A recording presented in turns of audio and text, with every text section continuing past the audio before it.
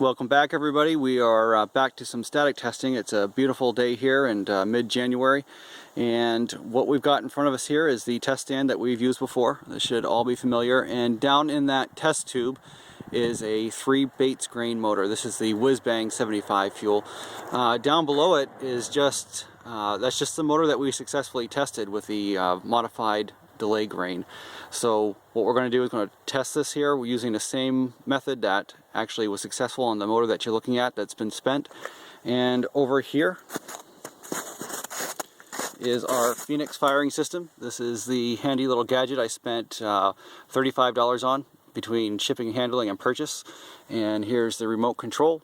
So I'm going to take this remote control, walk about 40-50 feet away, get behind some cover, let it go, and let my tablet do the recording. So I'm expecting about 10 seconds delay on this, no more than that.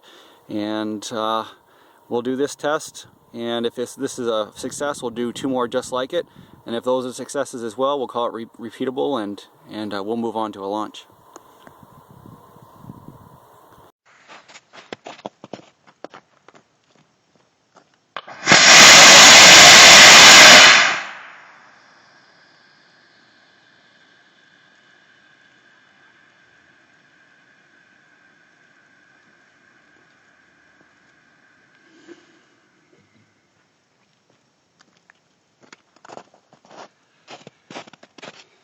Okay, so the delay grain successfully worked. I'm going to stop the video, count the seconds, and we'll take a look at the motor and see how it fared during firing. Okay, so by all appearances we have a successful test firing and about 10 to 10.5 seconds of delay. I was only looking for 10 at the most, and maybe as little as 9. But that's pretty good. I can always make that adjustment. By all appearances, the errors that I've made in the past, have to do with, knowing something was going wrong along in the process, like the delay grain wasn't going in too good, or just you always know that there's something not quite right. If that's the case, what should be obvious is that we shouldn't be really test firing motors if something doesn't feel quite right. So I'm going to repeat this process 2 more times. I already have this fuel made up, and be another day or 2 looking at a snowstorm coming right up here. But this is good news. We have a 3 Bates grain that obviously will work. We have the 4 Bates grain that will work, and when they have finished firing, everything looks good. It looks very solid, intact. There's a little obvious charring. That's where the zip tie goes through.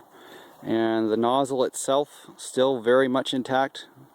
Very little erosion on that.